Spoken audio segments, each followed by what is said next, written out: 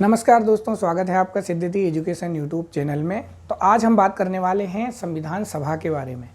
MPPSC prelims unit 6 के अंतर्गत यह टॉपिक है। इसके पहले हम बात कर चुके हैं भारत शासन अधिनियम 1919 और 1935 के बारे में। अगर आपने वो वीडियो नहीं देखे हो तो आप उन्हें ज़रूर देखिएगा। तो संविधान सभा से संबंधित लगभग सभी फैक्ट मैंने इस वीडियो में कवर किया है। आप वीडियो को आखिरी तक देखिएगा। मुझे उम्मीद है कि आपके सारे फैक्ट इस वीडियो में क्लियर हो जाएंगे। तो इसका स्क्रीनशॉट और इसके पीडीएफ नोट्स मैं अपने टेलीग्राम चैनल पर शेयर कर दूंगा, जिसका लिंक आपको इस वीडियो के डिस्क्रिप्शन में मिल जाएगा। तो चलिए हम शुरू करते हैं संविधान सभा। तो सबसे पहले बात आती है संविधान सभा की मांग किसने की। तो देखिए, कहीं पर मिलता है 1895 बाल गंगाधर तिलक के द्वारा और कहीं कहीं मिलता है 1934 मानवेंद्र नाथ राय के द्वारा। तो क्वेश्चन में जो ऑब्जेक्टिव होंगे उसको देखते हुए आप आंसर कीजिएगा। तो चलिए, पहला जो है 1895 बाल गंगाधर तिलक के द्वारा संविधान की मांग की गई स्वराज विधेयक के माध्यम से, स्वराज पत्रिका में। इसके बाद 1922 में महात्मा गांधी ने भी संविधान की मांग की यंग इंडिया मैगजीन में, और 1927 में मोतीलाल नेहरू के द्वारा कांग्रेस का जो बम्बई अधिवेशन था उसमें संविधान की मांग की गई। 1934 में वामपंथी नेता थे मानवेंद्र नाथ राय, उनके द्वारा पहली औपचारिक मांग की गई। उसके बाद कांग्रेस ने भी 1935 में आधिकारिक रूप से संविधान सभा के गठन की मांग को रखा, और 1938 में कांग्रेस के तरफ से जो जवाहरलाल नेहरू थे उन्होंने भी संविधान सभा की गठन की मांग को रखा वयस्क मताधिकार के आधार पर। यानी जवाहरलाल नेहरू जी ने कहा कि संविधान सभा का गठन होना चाहिए वयस्क मताधिकार के आधार पर। तो जैसा कि अब आप सभी जानते हैं कि 1939 से द्वितीय विश्व युद्ध की शुरुआत हो गई। तो जो ब्रिटिश सरकार थी उन्होंने बगैर भारतीयों के परमिशन के उन्हें युद्ध में धकेल दिया, जिससे जो भारतीय राजनेता थे वह नाराज थे। तो ब्रिटिश सरकार जो थी भारतीयों का समर्थन प्राप्त करना चाहती थी, लेकिन कांग्रेस ने कहा कि यदि भारत में अंतरिम सरकार को हस्तांतरित कर दिया जाए तो हम आपका समर्थन कर सकते हैं। उस समय वायसराय हुआ करते थे लॉर्ड लिनलिथ गो। उन्होंने एक प्रस्ताव का अपना एक सेट बनाया जिसे हम अगस्त प्रस्ताव कहते हैं। तो अगस्त प्रस्ताव की भी कुछ शर्तें थी जो कि भारतीयों को पसंद नहीं आई, और अगस्त प्रस्ताव भी असफल रहा। लेकिन पहली बार संविधान की जो मांग थी वह अगस्त प्रस्ताव के द्वारा स्वीकार किया गया। अब आते हैं 1942 में क्रिप्स मिशन भारत आया। यानी कि क्रिप्स मिशन भारत आया, इनकी भी कुछ मुख्य बातें थी जिसमें इन्होंने कहा कि भारत को एक डोमिनियन स्टेटस का दर्जा जो है वो प्रदान किया जाएगा। दूसरा था कि द्वितीय विश्व युद्ध समाप्त होने के बाद में भारतीयों को संविधान बनाने की अनुमति दी जाएगी और एक संविधान सभा का गठन किया जाएगा। तीसरी इनकी बात थी कि यदि कोई प्रांत या देशी रियासत इस संघ में शामिल होने की इच्छुक नहीं है तो उसे अपना अलग से संविधान बनाने की अनुमति होगी। यानी कि यह बात कांग्रेस को और राजनेता जो थे भारतीय उनको पसंद नहीं है। यानी कि उन्होंने कहा, जो यह मिशन था इसकी जो मुख्य बात थी वह थी कि प्रांत और देशी रियासतें अगर इस संघ में शामिल नहीं होना चाहती हैं तो उसे अपना अलग से संविधान बनाने की अनुमति होगी। इस बात से यह बात जो थी कांग्रेस को पसंद नहीं आई और यह मिशन भी असफल रहा। इस मिशन को महात्मा गांधी ने तो यह तक कह दिया कि यह इस मिशन को संज्ञा दी पोस्ट डेटेड चेक की। यानी महात्मा गांधी ने कहा कि यह एक ऐसी दिवालिया बैंक का चेक है जो भविष्य में कभी भी फेल हो सकता है। तो इसके बाद में 24 मार्च 1946 को कैबिनेट मिशन भारत आया। कैबिनेट मिशन में 3 सदस्य थे जिसके अध्यक्ष थे पहले पेंथिक लॉरेंस जो कि भारत के सचिव हुआ करते थे, दूसरे थे एबी अलेक्जेंडर जो कि नेवी मंत्री थे, और तीसरे थे सर स्टेफर्ड क्रिप्स जो कि व्यापार मंत्री थे। जो कैबिनेट मिशन था इसकी 8 मुख्य उद्देश्य थे, जिनमें 2 उद्देश्य इनके मुख्य थे। पहला था भारत में संविधान सभा का गठन करना और अंतरिम सरकार बनाना। तो कैबिनेट मिशन था, तो इसके जो गठन का प्रस्ताव था वह इसने 16 मई 1946 को प्रस्तुत किया। और संविधान सभा के गठन की जो थी उसका किया जाना था। तो अब संविधान सभा का गठन होना था जिसमें 389 सदस्य थे, यानी कि 10 लाख जनसंख्या पर एक सीट निर्धारित की गई। उस हिसाब से 389 सदस्यों को रखा गया। तो 389 सदस्यों में से ब्रिटिश भारतीय प्रांत थे, वहाँ से 292 सदस्य होने थे और 4 चीफ कमिश्नरी क्षेत्र से। तो जो चीफ कमिश्नरी क्षेत्र थे वह थे अजमेर मेवाड़ा, यानी कि जो राजस्थान में है, दूसरा था दिल्ली, और तीसरा था बलूचिस्तान जो कि पाकिस्तान में है, और चौथा कुर्ग जो कि कर्नाटक में है। वहीं पर 93 जो सदस्य थे वह देसी रियासतों से होने थे और वो भी मनोनीत, यानी 93 सदस्य मनोनीत थे। तो जो 296 सदस्य थे उनमें से सीटों का विभाजन समुदाय के आधार पर किया गया, यानी 296 सीटों पर जो विभाजन था वह समुदाय के आधार पर सीटों का बांट दिया गया। तो जो सामान्य थे उन्हें 213 सीटें दी गई, मुस्लिम लीग को 79 और 4 सीटें सिखों को दी गई। तो अब इन सीटों पर जो था जुलाई 1946 में अप्रत्यक्ष रूप से चुनाव हुआ, यानी जो ब्रिटिश भारतीय प्रांत थे उनकी जो विधानसभाएं थी उनके द्वारा इन सदस्यों का चुनाव हुआ। अब 208 सीटों पर कांग्रेस को जीत प्राप्त हुई, वहीं 73 जो सीटें थी उस पर मुस्लिम लीग को जीत प्राप्त हुई और 15 सीटों पर अन्य दल। तो अब संविधान सभा जो था उसका गठन 6 दिसंबर 1946 को किया गया। तो संविधान सभा में हैदराबाद एकमात्र ऐसी रियासत थी जिसके प्रतिनिधि संविधान सभा में सम्मिलित नहीं हुए। अब हम बात करते हैं, इन फैक्ट को आप याद रखिएगा कि संविधान सभा में 26 जो सदस्यों की संख्या थी वह अनुसूचित जाति से थी, 33 सदस्य अनुसूचित जनजाति से थे, इसमें 15 महिलाएं थी। संविधान सभा में 15 महिलाएं थी, जिनमें से एकमात्र मुस्लिम महिला थी बेगम एजाज रसूल, देसी रियासत से एकमात्र महिला थी एनी मस्करीनी, और अनुसूचित जाति से एकमात्र महिला थी दाक्षायणी बेलायुधन जो कि केरल से थीं। तो चलिए अब हम बात करते हैं कि संविधान सभा में कितनी बैठकें और सत्र हुए। तो संविधान सभा में कुल बैठकें हुई 167 और टोटल 11 सत्र हुए। ये फैक्ट आप थोड़ा ध्यान से देखिएगा, कंफ्यूज नहीं होना कि टोटल इस संविधान सभा में 11 सत्र हुए, जिसमें पहला सत्र हुआ 9 दिसंबर 1946 से 23 दिसंबर 1946 तक चला, यानी प्रथम सत्र 9 दिसंबर से 23 दिसंबर तक चला, जिसमें 211 सदस्यों ने हिस्सा लिया, यानी प्रथम सत्र में टोटल 211 सदस्यों ने हिस्सा लिया। अब प्रथम सत्र में भी 11 बैठकें हुई, यानी कि टोटल इसके सत्र हुए 11, जिसमें से प्रथम सत्र में 11 बैठकें हुई। अब 11 बैठकों में प्रथम बैठक जो थी वो हुई 9 दिसंबर 1946 को। तो दिल्ली के सेंट्रल हॉल में यह बैठक हुई और इसमें 207 सदस्यों ने हिस्सा लिया, यानी प्रथम बैठक में टोटल सदस्यों ने 207 सदस्यों ने इसमें हिस्सा लिया, जिसमें 10 महिलाएं भी थीं। अब जो 9 दिसंबर 1946 में को जो बैठक हुई, अब उस बैठक की अध्यक्षता कौन करेगा? तो उस समय अब किसी भी चीज़ की अगर बैठक हो रही है तो उसका अध्यक्ष तो होना जरूरी है। तो उस समय डॉक्टर सच्चिदानंद सिन्हा जो कि उस सभा में सबसे वरिष्ठ थे, उन्हें अस्थायी अध्यक्ष के रूप में उन्हें अध्यक्ष बना दिया गया, यानी कि डॉक्टर सच्चिदानंद सिन्हा को अस्थायी अध्यक्ष के रूप में नियुक्त किया गया 9 दिसंबर 1946 को।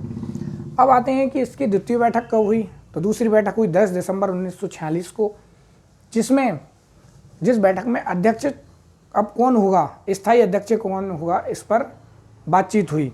तीसरी बैठक हुई 11 दिसंबर 1946 को, यानी कि तीसरी बैठक लगातार चल रही हैं ये बैठकें। तो 11 दिसंबर 46 को बैठक हुई, जिसमें डॉक्टर राजेंद्र प्रसाद को सर्वसम्मति से स्थायी अध्यक्ष चुन लिए गए, यानी कि यहाँ से क्वेश्चन आ सकता है कि डॉक्टर राजेंद्र प्रसाद को स्थायी अध्यक्ष किस बैठक में चुने गए, तो वो था तृतीय बैठक 11 दिसंबर 1946। इसी बैठक में बी एन राव बेनेगल नरसिंह राव इनका पूरा नाम है, इन्हें संवैधानिक सलाहकार नियुक्त किए गए। चौथी बैठक हुई 12 दिसंबर 1946 को, जिसमें उद्देश्य प्रस्ताव पर चर्चा हुई, यानी उद्देश्य प्रस्ताव तैयार किया गया, जो कि पांचवी बैठक 13 दिसंबर 1946 को जवाहरलाल नेहरू के द्वारा उद्देश्य प्रस्ताव प्रस्तुत किया गया। अब यहाँ से देखिएगा, अभी प्रीलिम्स जो पिछले हुए प्रीवियस, उनमें दो क्वेश्चन यहाँ से पूछे गए थे। पहला क्वेश्चन पूछा गया था कि उद्देश्य प्रस्ताव किस बैठक में प्रस्तुत किया गया, तो मुझे लगता है कि अधिकतर लोगों ने तृतीय बैठक इसका आंसर सही किया था, लेकिन यह पांचवी बैठक में उद्देश्य प्रस्ताव को प्रस्तुत किया गया था। एक और क्वेश्चन पूछ चुके हैं यहाँ से प्रीलिम्स में कि उद्देश्य प्रस्ताव किस तिथि को प्रस्तुत किया गया, तो वो था 13 दिसंबर 1946 को। अब हम बात करते हैं कि 22 जनवरी 1947 को संविधान सभा के द्वारा इसको स्वीकार किया गया। यानी कि एक और फैक्ट यहाँ पे अपन छूट गया है कि 9 दिसंबर 1946 यानी प्रथम बैठक में जो मुस्लिम लीग थी वह सम्मिलित नहीं हुई, उसने इसका बहिष्कार किया। तो जो उद्देश्य प्रस्ताव यहाँ पे 13 दिसंबर 1946 को प्रस्तुत किया था नेहरू जी ने, उस प्रस्ताव को चाहते तो वो उसी समय उसको पारित कर देते थे, पारित कर सकते थे, लेकिन उन्होंने कहा कि अभी पूर्ण रूप से यानी सभी का यहाँ पे प्रतिनिधित्व नहीं है, तो इसलिए उसको रोक के रखा कि अभी संविधान जो सभा थी उसमें मुस्लिम लीग सम्मिलित नहीं थी। तो इस वजह से 22 जनवरी 1947 को यह जो है संविधान सभा के द्वारा स्वीकार किया गया, यानी कि जो उद्देश्य प्रस्ताव था वह 22 जनवरी 1947 को पारित हुआ। तो ये चीज़ आप ध्यान रखिएगा। अब इसी से संबंधित एक और क्वेश्चन आया था जो कि 2020 के प्रीलिम्स में पूछा गया था कि संविधान सभा के जो प्रथम सभापति थे या प्रथम जो संविधान सभा थी उसके उपाध्यक्ष या उसके उपसभापति थे वह कौन थे, तो उसका आंसर था फ्रैंक एंथोनी, यानी कि यह प्रथम इसके उपाध्यक्ष थे। हरेंद्र कुमार मुखर्जी भी इसके अध्यक्ष थे और वीटी कृष्णामाचारी यह भी इसके उपाध्यक्ष रहे। तो ये आप ध्यान रखिएगा। अब बात करते हैं इसकी अंतिम बैठक कब हुई, तो 24 जनवरी 1950 को इसकी अंतिम बैठक, संविधान सभा की अंतिम बैठक हुई। तो जो अंतिम बैठक हुई थी उसमें संविधान पर हस्ताक्षर हुए, तो टोटल जो सदस्य थे उन्होंने 284 सदस्य थे जिन्होंने संविधान पर हस्ताक्षर किए और उसमें 8 महिलाएं सम्मिलित थीं। अब जो संविधान सभा थी इनके वाचन के बारे में हम बात करते हैं कि इसके कितने वाचन हुए और कब से कब तक हुए। तो संविधान सभा का प्रथम वाचन हुआ 4 नवंबर 1948 से 9 नवंबर 1948 तक इसका प्रथम वाचन चला। वहीं द्वितीय वाचन 15 नवंबर 1948 से 17 अक्टूबर 1949 तक इसका द्वितीय वाचन चला और तृतीय वाचन 14 नवंबर 1949 से 26 नवंबर 1949 इसका तृतीय वाचन जो था वो चला।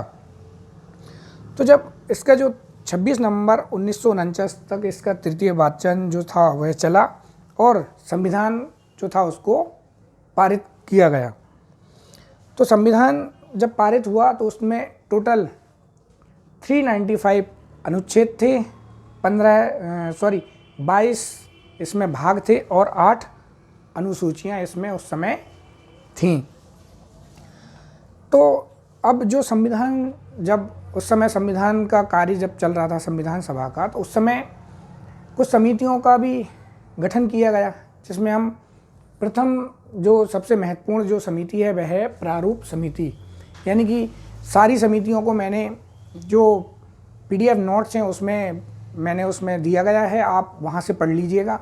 यहाँ पे सभी समितियों को मैंने कवर नहीं किया, यहाँ सिर्फ एक जो महत्वपूर्ण समिति थी प्रारूप समिति उसके बारे में बस यहाँ पे चर्चा हम बस करेंगे। तो प्रारूप समिति थी, इसका गठन 29 अगस्त 1947 को किया गया। यानी कि यह क्वेश्चन भी पूछा जा चुका है कि प्रारूप जो समिति थी इसका गठन कब किया गया था, तो 29 अगस्त 1947 का इस समिति का गठन किया गया था, जिसके अध्यक्ष थे डॉक्टर BR अम्बेडकर, यानी भीमराव अम्बेडकर जी इसके अध्यक्ष थे। तो बात आती है कि इसका जो प्रारूप था, इस समिति ने अपना 21 फरवरी 1948 को इसने अपना प्रथम जो प्रारूप था वह प्रस्तुत किया संविधान सभा में, और इसका अंतिम प्रारूप था वह 4 नवंबर 1948 को प्रस्तुत किया। यानी 4 नवंबर 1948 को अपना अंतिम प्रारूप इसका भीमराव अम्बेडकर जी द्वारा प्रस्तुत किया गया। तो ये जो प्रारूप जो समिति थी, इसमें कुल 141 बैठकें हुई, और इस समिति ने अपने कार्य में 6 माह से भी कम जो था वह समय लिया, यानी 6 महीने से भी कम समय इस समिति ने लिया। अब बात करते हैं कि इस समिति में टोटल सदस्य जो थे वह 7 सदस्य थे, जिनके नाम भी हमें याद होना चाहिए।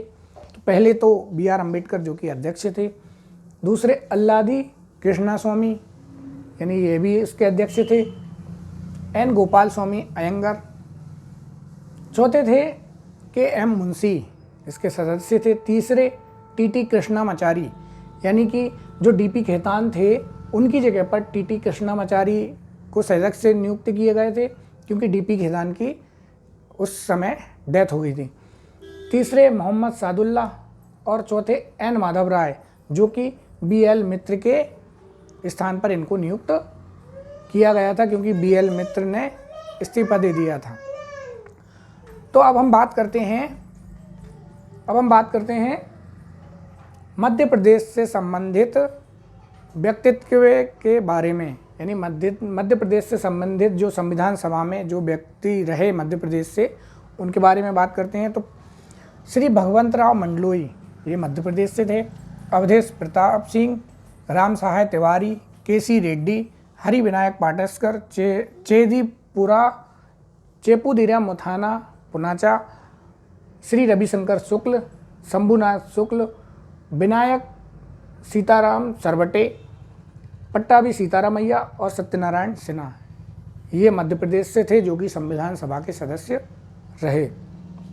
अब संविधान सभा से संबंधित कुछ फैक्ट हैं जिन्हें हम देख लेते हैं। तो संविधान सभा जो थी वह विधायिका के रूप में कार्य के दौरान, यानी जब यह विधायिका के रूप में कार्य करती थी संविधान सभा, उस समय इसकी अध्यक्षता GV मावलंकर द्वारा की जाती थी। यानी कि यहाँ से एक क्वेश्चन अभी प्रीवियस जो पेपर हुए उसमें पूछा गया था कि प्रथम जो लोकसभा थी उसके जो अध्यक्ष थे वह कौन थे, तो GV मावलंकर उसके प्रथम अध्यक्ष थे। तो जब यह संविधान सभा जो थी, जब विधायिका के रूप में कार्य करती थी, तो उसकी अध्यक्षता GV मावलंकर के द्वारा की जाती थी, और संविधान सभा के रूप में जब कार्य करती थी उसकी अध्यक्षता डॉक्टर राजेंद्र प्रसाद के द्वारा की जाती थी। अब यह संविधान सभा थी विधायिका के रूप में, पहली इसकी बैठक जो हुई थी वह हुई थी 17 नवंबर 1947 को इसकी पहली बैठक हुई थी विधायिका के रूप में। यह स्वतंत्र भारत की पहली संसद बन गई, यानी 17 नवंबर 1947 को यह स्वतंत्र भारत की पहली संसद बन गई थी। अंतरिम सरकार का कार्यकाल 17 अप्रैल 1952 तक चला, यानी कि जब आम चुनाव हुए 1951-52 में, तब तक यह जो सभा थी इसका अंतरिम जो सरकार के रूप में इसने कार्य किया 1952 तक। भारत के राष्ट्रीय ध्वज को 22 जुलाई 1947 को संविधान सभा की बैठक के दौरान अपनाया गया। 15 अगस्त 1947 को भारत के जो प्रभुत्व का यह जो था ध्वज वह आधिकारिक ध्वज बन गया 15 अगस्त 1947 को। और 24 जनवरी 1950 को राष्ट्रगान को अपनाया गया, और 26 जनवरी 1950 को राष्ट्रीय गीत को अपनाया गया। अब कुछ बातें हैं, जैसे कि ग्रेनविल ऑस्टिन, इन्होंने कहा था संविधान सभा एक दलीय देश का एक दलीय निकाय है, और जो संविधान सभा है वह एक दलीय देश का एक दलीय निकाय है। सभा ही कांग्रेस है और कांग्रेस ही भारत है। यह बात किसने कही थी? तो यह ग्रेनविले ऑस्टिन ने ये बात कही थी। लॉर्ड विस्काउंट ने कहा था कि संविधान सभा को हिंदुओं का निकाय, यानी जो लॉर्ड विस्काउंट है इन्होंने संविधान सभा को हिंदुओं का निकाय कहा था। यहाँ पे क्वेश्चन आया था अभी प्रीवियस जो 2022 का जो प्रीलिम्स था उसमें आया था कि किसने कहा था कि संविधान सभा अकेले ही देश के लिए एक स्वदेशी संविधान का निर्माण कर सकती है तथा सही मायने में और पूरी तरह लोगों की इच्छा का प्रतिनिधित्व कर सकती है, यह किसने कहा था। तो ये क्वेश्चन 2022 में पूछा गया था। इसका आंसर आप कमेंट बॉक्स में दे सकते हैं और मैं इसके अंत में आपको इसका आंसर बताऊंगा। अगला है कि संविधान सभा द्वारा जो हाथी था इसको प्रतीक के रूप में अपनाया गया था। संविधान सभा यानी संविधान पर हस्ताक्षर करने वाले पहले व्यक्ति कौन थे, तो वह थे जवाहरलाल नेहरू।